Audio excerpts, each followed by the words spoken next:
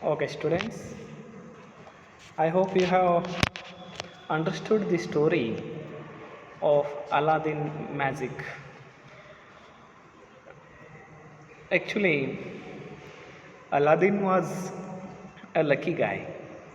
Whenever and whatever he wanted, he just had to rub his magic lamp and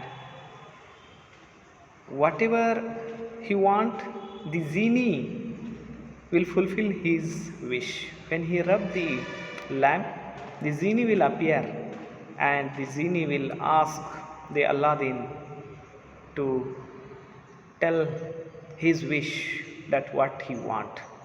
Aladdin, be- Aladdin became surprised. He got shocked at the first time, and now later he is familiar with that magic lamp as well as how he will be get facilitated by the genie.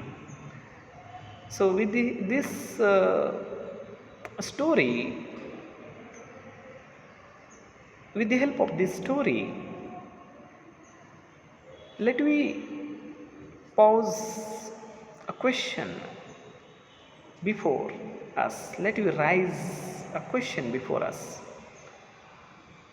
Are all of we like Aladdin nowadays? Not at all, isn't it? Aladdin, when he wanted a palace to live in, the genie instantly made one for him. When he wanted expensive gifts to bring to the king, when asking for his daughter's hand, he got them at the bat of an eyelid. But in real life, we cannot be as lucky as Aladdin. Though, like him, we have unlimited wants. We do not have a magic lamp. Take, for example, the pocket money that you get to spend. If you had more of it, then you could have purchased almost all the things you wanted, isn't it? But since your pocket money is limited, you have to choose only those things that you want to most. This is a basic teaching of economics. Scarcity is the root of all economic problems. Had there been no scarcity problem? Yes? Had there been no scarcity, then there have been no economic problems. If there is no scarcity problem, then I said, if there is no scarcity problem, then there will be no economic problem. And you would not have studied economics either. If there is no scarcity, nothing to bother and nothing to worry to learn the economics.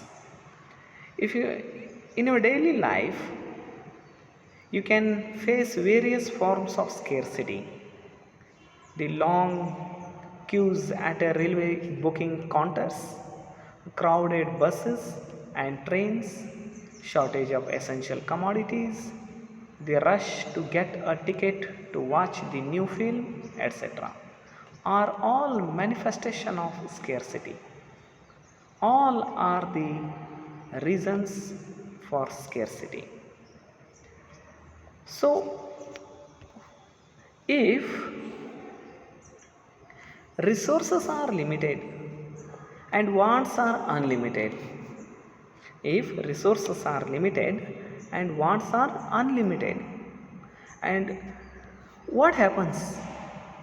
There will be a problem of choice. So, the problem of choice arises.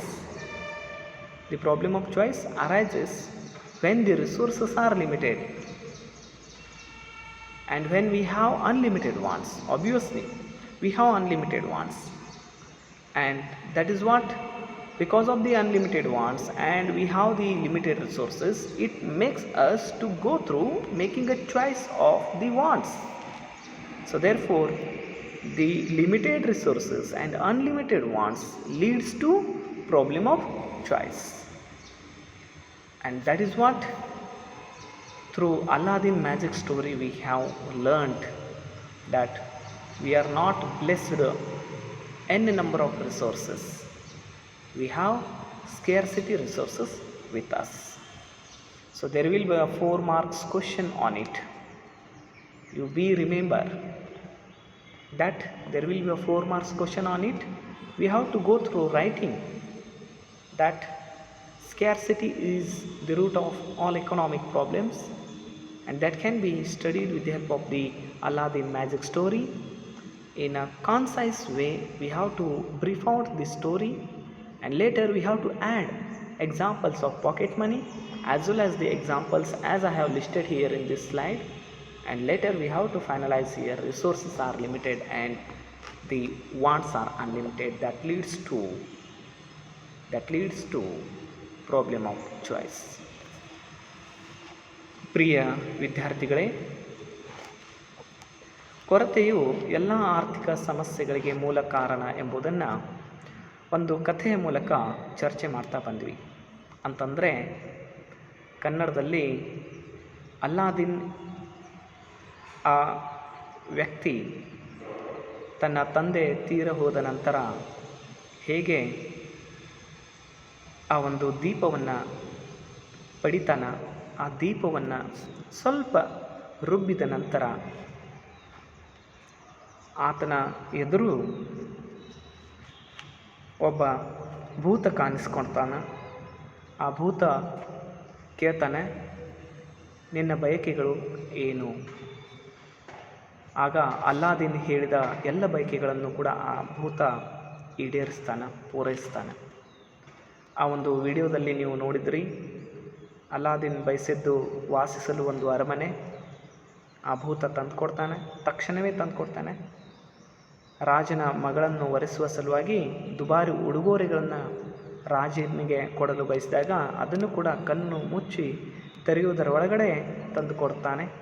So ಹೀಗೆ ಅಲ್ಲಾದಿನ್ನ ಜೀವನದಲ್ಲಿ ಒಂದು ಅದ್ಭುತ ದೀಪವಿತ್ತು. ಆದರೆ ನಿಜ ಜೀವನದಲ್ಲಿ ನಾವು ಅಲ್ಲಾದಿನ್ನಷ್ಟು ಅದೃಷ್ಟವಂತ ಅಲ್ಲ. ನಾವು ಅಪರಿಮಿತ ಬಯಕೆಗಳನ್ನು ಹೊಂದಿದ್ದರೂ ನಾವು ಅದ್ಭುತ ದ್ವೀಪವನ್ನು ಹೊಂದಿರುವುದಿಲ್ಲ. ಈಗ ಉದಾಹರಣೆಗೆ, ನೀವು ಮಾಡುವ ವೆಚ್ಚ ಅಂತಂದರೆ, ನೀವು ನಿಮ್ಮ ಹತ್ರ ಜೇಬು ಕಾಸು ಅಂತ ಇರ್ತದೆ, ಪಾಕೆಟ್ ಮನಿ ಅಂತ ಇರ್ತದೆ, ಹೌದಾ? ಆ ಪಾಕೆಟ್ ಮನಿಯನ್ನು ತೆಗೆದುಕೊಳ್ಳೋಣ. ನೀವು ಅಧಿಕ ಜೇಬುಗಾಸನ್ನು ಹೊಂದಿದ್ದರೆ ನೀವು ಬಯಸಿದ ಬಹುತೇಕ ಎಲ್ಲ ವಸ್ತುಗಳನ್ನು ನೀವು ಖರೀದಿಸಬಹುದಿತ್ತು. ಆದರೆ ನೀವು ನಿಮ್ಮ ಹತ್ರ ಜೇಬುಗಾಸು ಅಥವಾ ಪಾಕೆಟ್ ಮನಿ ಕಡಿಮೆ ಇದೆ. ಹಾಗಿದ್ದಾಗ ಅನೇಕ ವಸ್ತುಗಳಲ್ಲಿ ಹೆಚ್ಚು ಬಯಸುವ ಒಂದು ವಸ್ತನ್ನು ನೀವು ಆಯ್ಕೆ ಮಾಡ್ಕೊಳ್ತೀರಿ. ಇದು ಅರ್ಥಶಾಸ್ತ್ರದ ಮೂಲ ಬೋಧನೆಯಾಗಿದೆ. ಸೊ ಅದಕ್ಕೆ ಕೆಲವು ಈ ಕೊರತೆಯು ಎಲ್ಲ ಆರ್ಥಿಕ ಸಮಸ್ಯೆಗಳಿಗೆ ಮೂಲ ಕಾರಣ ಅಂತ ಹೇಳ್ತೀವಿ. ಕೊರತೆಯೇ ಇಲ್ಲದಿದ್ದಾಗ ಯಾವುದೇ ಆರ್ಥಿಕ ಸಮಸ್ಯೆಯೂ ಇರುತ್ತಿರಲಿಲ್ಲ, ಮತ್ತು ನಾವು ಅರ್ಥಶಾಸ್ತ್ರ ಅಧ್ಯಯನ ಮಾಡುತ್ತಿರಲಿಲ್ಲ ಕೂಡ. ನಮ್ಮ ದೈನಂದಿನ ಜೀವನದಲ್ಲಿ ನಾವು ಹಲವು ರೀತಿಯ ಕೊರತೆಗಳನ್ನು ಎದುರಿಸ್ತೀವಿ. ಉದಾಹರಣೆಗೆ ರೈಲ್ವೆ ಬುಕ್ಕಿಂಗ್ ಅಂತ ಬರ್ತದೆ. ರೈಲ್ವೆ ಬುಕ್ಕಿಂಗ್ ಕೌಂಟರ್ಗಳಲ್ಲಿ ಉದ್ದ ಸರತಿ ಸಾಲು ಇರ್ತದೆ. ಭರ್ತಿಯಾಗಿರುವ ಬಸ್ಸುಗಳು ಮತ್ತು ರೈಲುಗಳನ್ನು ನಾವು ನೋಡ್ತೀವಿ. ಅಗತ್ಯ ಸರಕುಗಳ ಕೊರತೆಯನ್ನು ಕಾಣ್ತೀವಿ. ಸಿನಿಮಾ ನೋಡುವ ಸಲುವಾಗಿ ಟಿಕೆಟ್ ಪಡೆಯಲು ನೂಕು ನುಗ್ಗಲು ಇರುವಂಥದ್ದನ್ನು ಕಾಣ್ತೀವಿ. ಹೀಗೆ ಇತ್ಯಾದಿ ಕೊರತೆಗಳು ಕುರುಹುಗಳಾಗಿವೆ.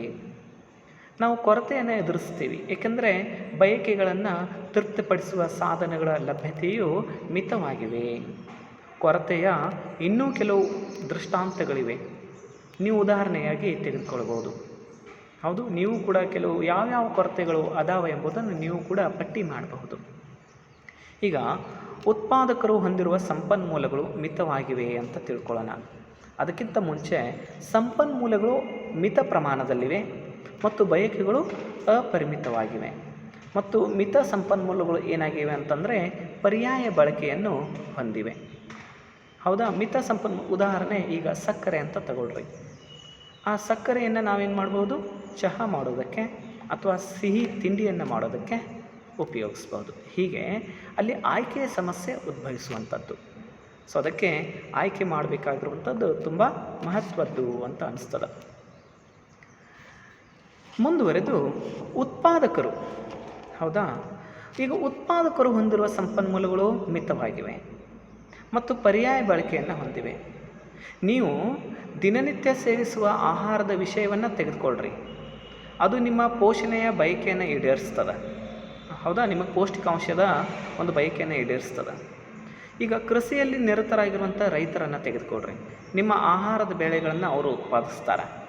ಯಾವುದೇ ಸಮಯದಲ್ಲಿ ಕೃಷಿಯಲ್ಲಿ ಭೂಮಿ, ಶ್ರಮ, ನೀರು, ಗೊಬ್ಬರ ಇತ್ಯಾದಿ ಸಂಪನ್ಮೂಲಗಳನ್ನು ನಿಶ್ಚಿತ ಪ್ರಮಾಣದಲ್ಲಿ ನೀಡಲಾಗಿರ್ತದೆ. ಈ ಎಲ್ಲ ಸಂಪನ್ಮೂಲಗಳನ್ನು ನಾವು ನೋಡಿದರೆ ಅವು ಪರ್ಯಾಯ ಉಪಯೋಗಗಳನ್ನು ಹೊಂದಿರ್ತವೆ. ಇದೇ ಸಂಪನ್ಮೂಲಗಳನ್ನು ಆಹಾರೇತರ ಬೆಳೆಗಳಾದ ರಬ್ಬರ್, ಹತ್ತಿ, ಸೆಣಬ ಇತ್ಯಾದಿಗಳನ್ನು ಉಪಯೋಗಿಸಲು ನಾವು ಬಳಸ್ಬೋದು. ಅಂತಂದರೆ ಆಹಾರ ಧಾನ್ಯವನ್ನು ಬಳಸಲು ಕೂಡ ನಾವು ಉಪಯೋಗಿಸ್ಬೋದು, ಬೀಜಗಳನ್ನು, ರಸಗೊಬ್ಬರಗಳನ್ನು, ಹಾಗೂ ಆಹಾರೇತರ ವಸ್ತುಗಳು ಸೆಣಬು, ರಬ್ಬರು ಇತರೆಗಳನ್ನು ಕೂಡ ಉತ್ಪಾದನೆ ಮಾಡಲು ಬಳಸ್ಬೋದು. ಹಾಗಾದರೆ ಇಲ್ಲಿ ಏನಾಗ್ತದೆ ಅಂದರೆ ಆಯ್ಕೆಯ ಸಮಸ್ಯೆ ಹುಟ್ಟುಕೊಳ್ತದೆ.